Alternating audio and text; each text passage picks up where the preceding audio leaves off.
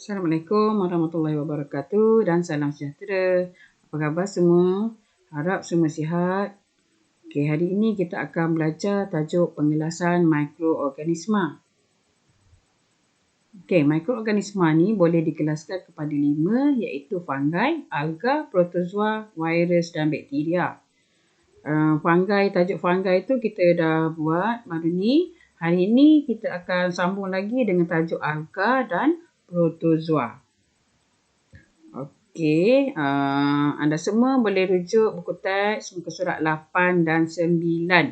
Boleh baca daripada buku teks tu. Ciri-ciri alga. Ada 5 ciri yang kita kena tahu. So yang ni saya dah buat ringkasan dia. Kita sama-sama tengok.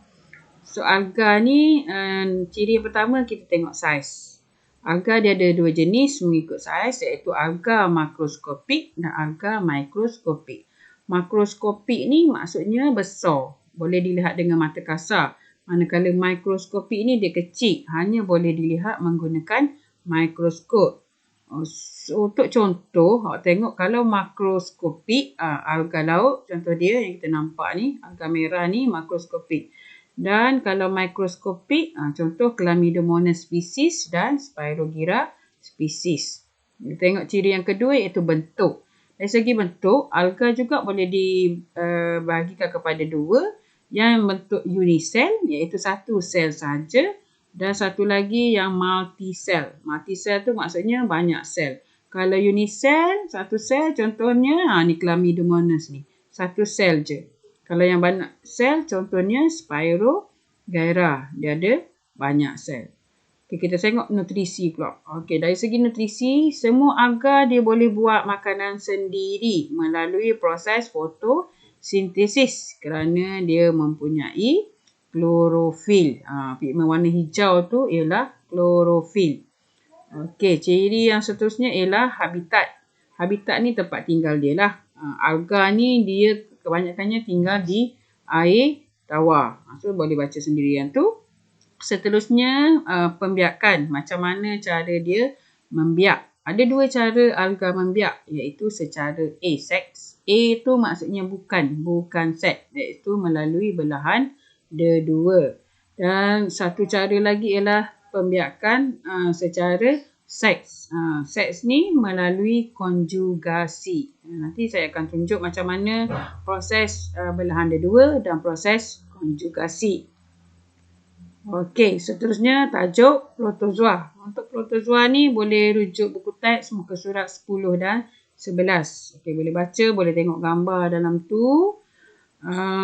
Saya juga telah buat ringkasan dia. Saya tekankan sikit. Okey, dari segi saiz. Protozoa saiz dia kecil sahaja iaitu 5 hingga 250 micrometer. U terbalik tu cara baca dia ialah micrometer. Okey, dia ni adalah unisel. Satu sel sahaja. Protozoa dia punya badan dia tu hanya satu sel. Dan dia hidup berkoloni, berkumpulan. Dari segi bentuk pula, protozoa ni bentuk dia ada yang bentuk selipar seperti paramecium dan ada yang bentuk tidak tetap seperti ameba.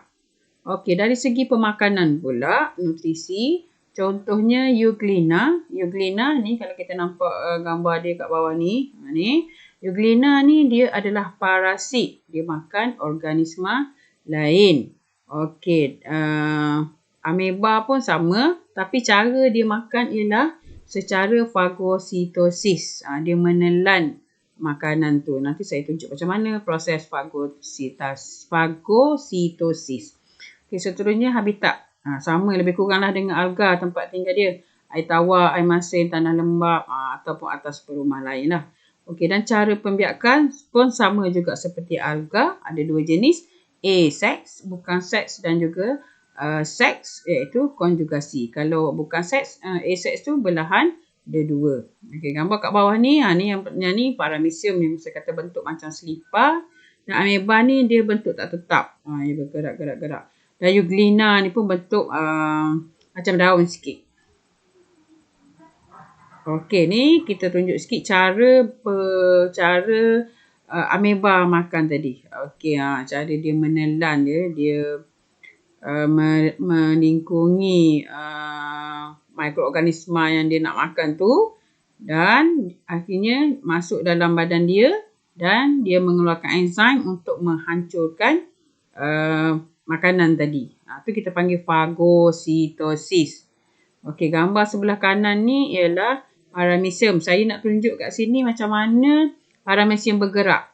So dia ada guna silia yang tepi sini ni, gerak nampak tu ialah silia. Tu cara dia bergerak.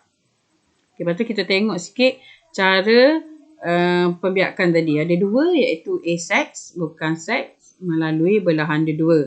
So, tengok paramecium ni, daripada seekor paramecium bila dia dah matang, nukleus dia tu akan terbahagi kepada dua dan badan dia pun akan terbahagi kepada dua menjadi dua paramecium. Okey, yang ni secara seks. Cara pembiakan seks yang kita panggil konjugasi. Konjugasi ni maksudnya dia memindahkan bahan genetik dia kepada pasangan dia. So kalau kita tengok ni adalah dua sel paramecium yang bercantum untuk memindahkan bahan genetik dia. Okey, saya rasa itu saja untuk tajuk alga dan protozoa. Jangan lupa jawab soalan latihan yang saya akan berikan nanti. Itu sekian sahaja. Sekian, terima kasih.